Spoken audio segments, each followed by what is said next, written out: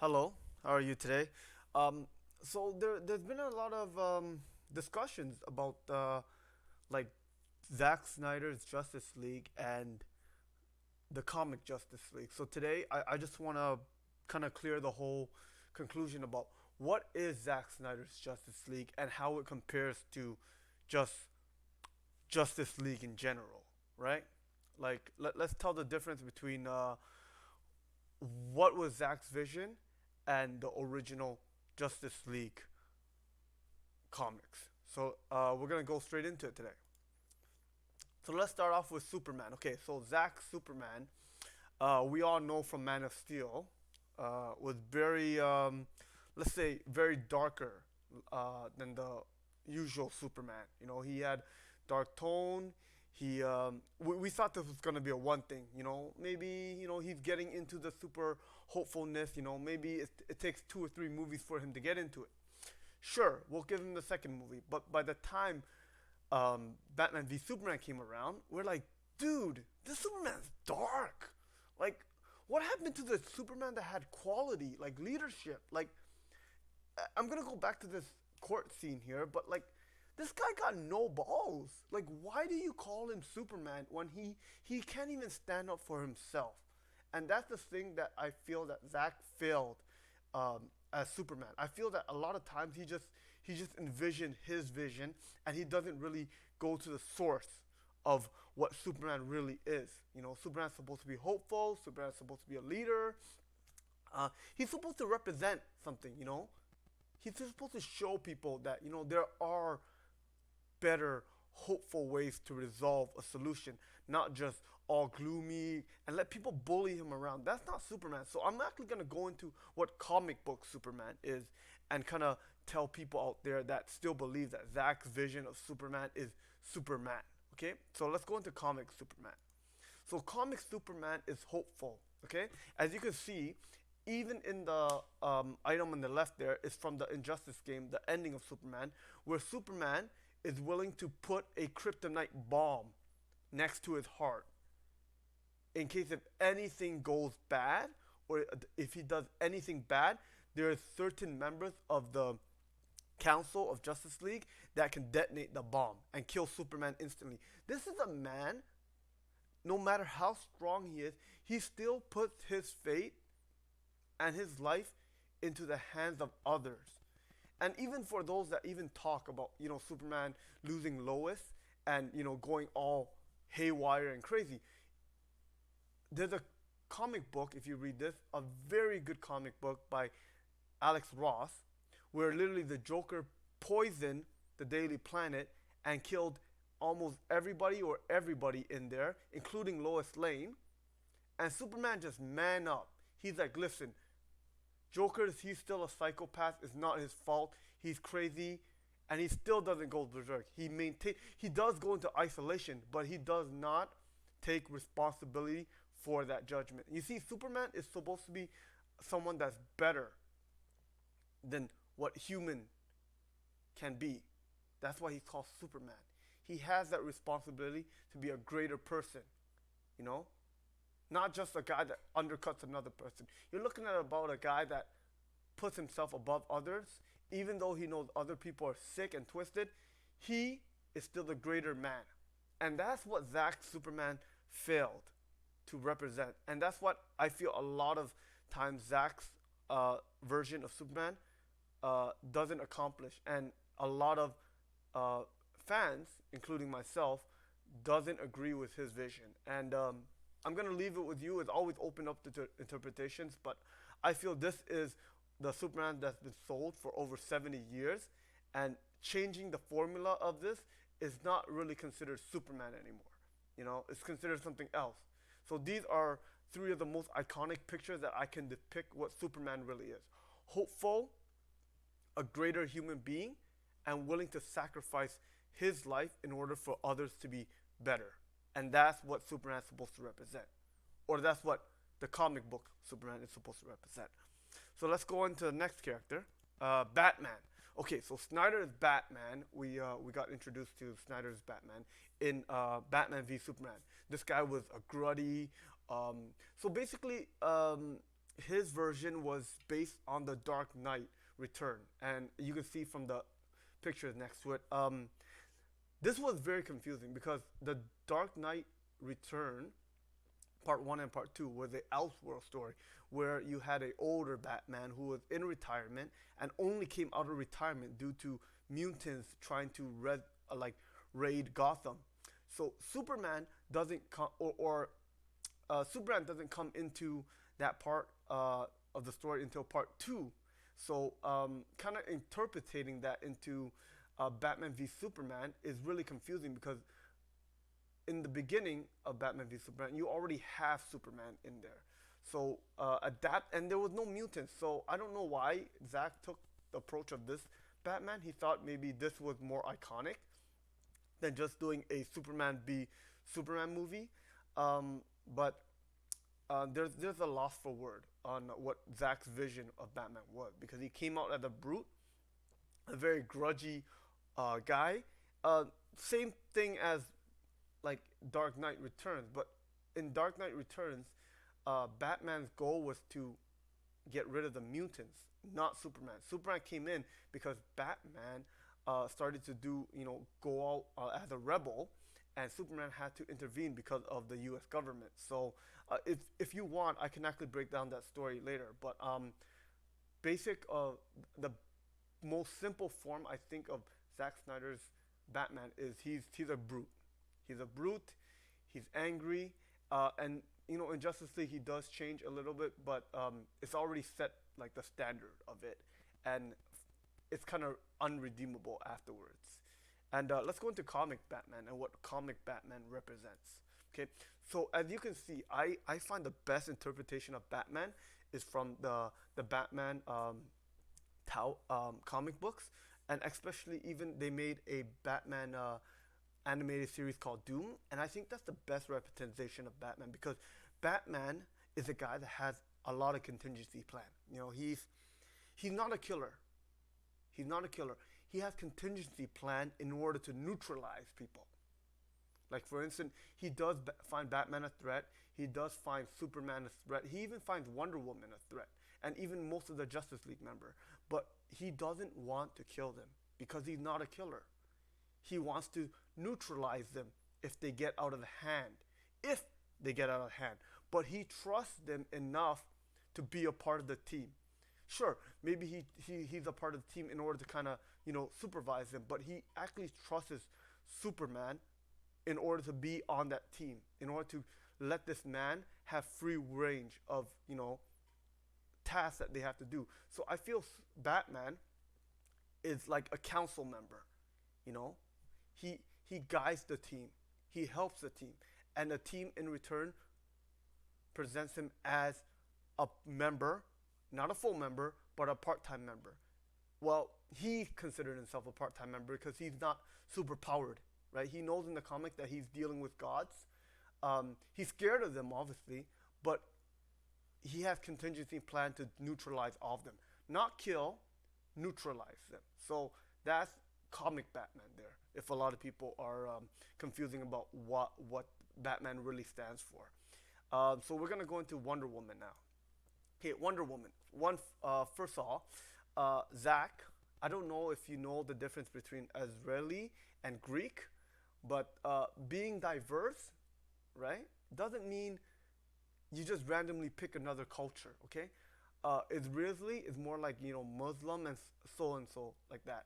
So I'm not going to go crucial into what nationality she is, but Wonder Woman, I feel in the Justice League, she doesn't really stand as a leader. She's just there for the action scenes, a lot of the fight scenes, even in the Doomsday scene, in Batman v Superman, she just comes in at the last minute to give you some action. She doesn't have a lot of character development, and I feel that's a lack of it. Even in her movies, yeah, sure, she has a little bit more character development, but a lot of times, Steve Trevor is carrying her. Like Gal Gadot, she's not really a good actress in order to represent Wonder Woman and the qualities that Wonder Woman have. And I'm going to actually tell you a little bit of Wonder Woman in the comics. So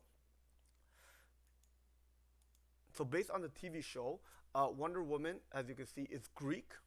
Yeah, she actually hailed from Zeus and all that, as you can know, as you know in the Wonder Woman movie.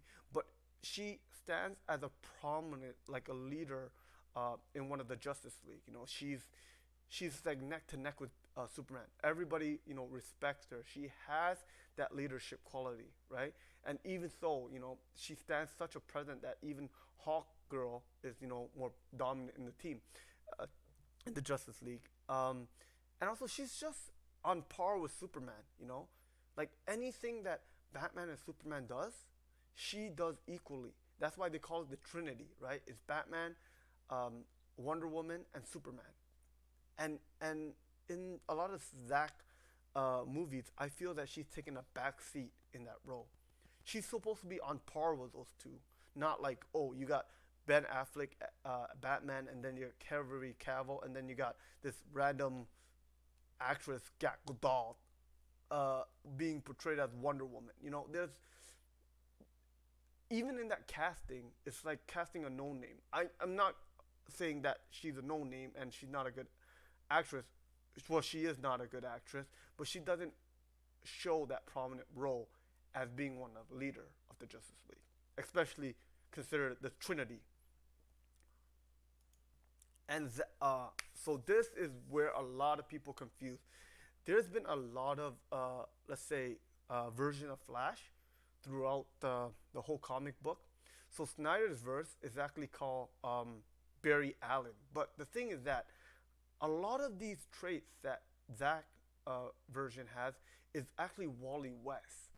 Because Barry Allen in the comic, you're talking about a guy that got so, like, he wasn't very, let's say, very friendly or very fun to write for. Therefore, in the crisis, as I tell you later, he actually dies. And for most of the 70s, 90s, it's always been Wally West. And Wally West is more like a young version of the Flash. As you can see if any of you watch the Justice League Unlimited, I highly recommend you watch that series. All the Flash stuff in there is actually Wally West. People are like, oh no, it's Barry Allen. No, Barry Allen, he was dead throughout that whole Justice League Unlimited period. His comic was discontinued. Wally West took over as the second Flash, and he was much more funnier. He was much more, energetic than Barry Allen. And and a lot of people like that trait. So Barry Allen didn't come back until the early like 200. So a lot of the Zack Snyder's Justice League Flash is actually a lot of characteristics of Wally West. Why did they use Barry Allen? Because he was the first Flash, but a lot of his personality was Wally West. Yeah. So as a comic book, so Wally West actually died in if if you go back to a lot of YouTube channel, Crisis on Infinity Earth, where he sacrifices himself in order to destroy the Antimatter, and he doesn't come back until 30 or 40 years later in Flash Rebirth, right? And talking about Barry Allen's character, he's not very comedic in sort of way. Um, he's very smart, and he knows the Speed Force, and he acts as a leader, a very confident leader. He knows the Speed Force. He's very confident in his decision. He's not very childish. He's a adult Flash. You're talking about a very mature Flash who knows his powers, who doesn't ask for brunch. I know that's in the Whedon version, or like he falls, trips, and all that. This is a Barry Allen is a Flash that's confident in his ability. He has his own comic book series. He knows his villains, and he's actually a very successful superhero in his city alone. So having Zach interpretate Wally West instead of Barry Allen is kind of like basically saying, hey, let's do a switcheroo. They won't notice. But as comic book fans, we do know the difference between Wally West and Barry Allen. Barry Allen, very adult, very mature. Wally West, childish, new Flash, intern, rookie. So we're gonna clear the air on that. And next thing, okay, so as much as I wanna go into Zack Snyder not being very visionary, Aquaman, on the other term, is was a success for me. I really like Jason Momoa's Aquaman. I think his Aquaman brings a fresh take to Aquaman, but let's be serious. This is not Aquaman. This is just Jason Momoa. Like everything that you see in Zack Snyder's Aquaman, so and so, that's not Aquaman. That's Jason Momoa. And I like it. I like what they did. I like when they can make a superhero that you is like obscure, nobody knows about him, nobody cares about him, but put on an actor like Jason Momoa and put that character on a pedestal. And I think the best thing about Zack's uh, decision for Justice League is Jason Momoa. I think he's a really good Aquaman. I really hope I see a sequel from him. He's a good actor, and he doesn't embody the comic books Aquaman, but he interprets Aquaman. He bleeds Aquaman. This is the Aquaman that we should see, not the comic book Aquaman. And this is a win for me. So I'm gonna go into comic book Aquaman because I did it for all the other, previous member. So Aquaman is not a very successful character. He's a guy that can talk to fish. He back in the 70s, 80s, they gave him hairdo in order to kind of make him cool again, but he's still a guy that talks to fish, right? He got dolphins. It was very tough to kind of translate this guy. This guy hasn't had a comic or movie in decades. They tried to run a few solo series with him, minor success, but he wasn't on the tier of Batman and Superman. He's just that one member. We'll have him or not. He's so bad that they didn't include him as a full member in the Justice League Unlimited series because he was like, yeah, what we're gonna do with talking fish guy, right? So his comic book versions and his past media version of Aquaman was very bad. And as I mentioned, Jason Momoa brought a lot of fresh blood to this character, and I think Jason Momoa's interpretation of Aquaman is a ace compared to what the comic book was. Okay, Cyborg. I really don't like Ray Fisher as Cyborg. He doesn't bleed. Let's say, I grew up with the Teen Titans Cyborg, and even in the comics, Cyborg was, he's just a guy that was in a metal suit, and in the Justice League games or Injustice game, he was just Superman's henchman. I know in this version, even Zack Snyder's version, they try to make him cool by he can access all the technology. He's like a super high tech version of Batman. Yeah, I really don't care about Cyborg. I feel the only reason that they put Cyborg in was because he was a part of the team in the new 52 comics, which I really dislike. I thought the new the new Justice League 52 was stupid because in the first comic they already fought Darkseid, and Cyborg somehow was connected to the Mother Box. He had his power from the Mother Box, which was kind of never a thing in the past, but they interpreted that in their vision. And I thought Ray Fisher did really a bad job. Like, I really don't like Ray Fisher as an actor. I think he embowels it, like he's not my Cyborg, or I don't believe him as a guy that's been tragically, mutilated into like a cyborg machine, or like a parademon of Darkseid. Anyways, I'm gonna go into the comics because I just don't want. I just don't know what else to say about this character. He's very undeveloped.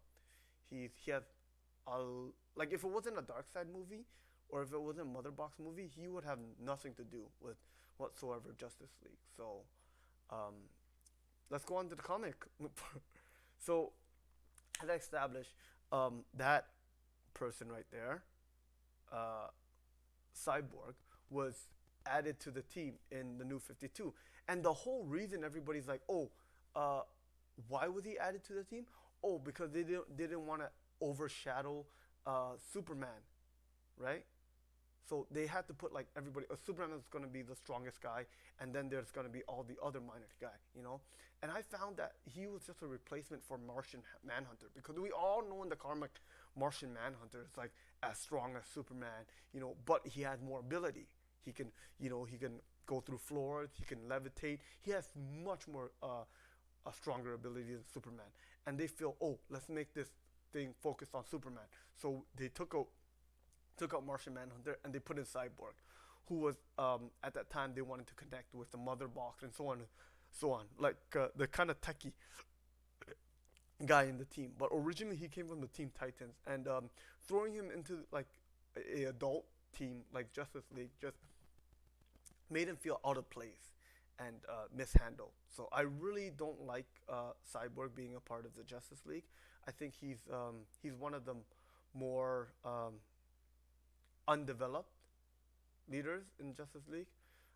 Even though Aquaman and Green Lantern are kind of undeveloped, but like in my term, Cyborg is more like a teen. He's not like an adult. Justice Leagues are the adult team. If you want to be a teen, you join the Teen Titans or you join one of those minor teen teams in the DC universe. So throwing him in here was just a mismatch. They should have did Martian Manhunter, but you know, Martian Manhunter was way too strong. And yeah, speaking of Martian Manhunter, throwing him in the last minute was such a shame. I know he's not a part of the team. He's like one of the hidden guys, but just my version of him was that, you know, he's strong as Superman. He's has more ability, and just having him not be in that alien invasion was really bad because he is an alien himself. Okay, so I'm gonna final messages. You know, at the end of the day, you know, Justice League represents something. You know, each, you know, even though they have characters fighting one another and eventually becoming friends, my last message is that Superman and Batman are iconic figures throughout DC universe, and there's a lot of interpretation about them at the end of the day. But at the end of the day, both of them trust each other. You know, Batman and Superman trust each other. Even though Superman's way stronger than Batman, Superman in return trusts Batman. That's why in this picture you can actually see that he gives a box of kryptonite in order for Batman, in order if he ever goes rogue, Batman can stop him, because that's how much he trusts each other. And I feel that Zack's version of Superman doesn't involve any of those characteristics of the comics. And those are my last words. Good luck. And guys, everybody has their opinion, but at the end of the day, when you're doing a comic book adaptation, you gotta think about adapting something, taking something from a comic and throwing it onto big screen, not making your own vision and then slapping a name on it and hoping it sells tickets. I know that was Warner Brothers been doing for years, but we as fans in this decade get to choose what we want to watch, and what we want to see is what we originally read in the comics. So goodbye.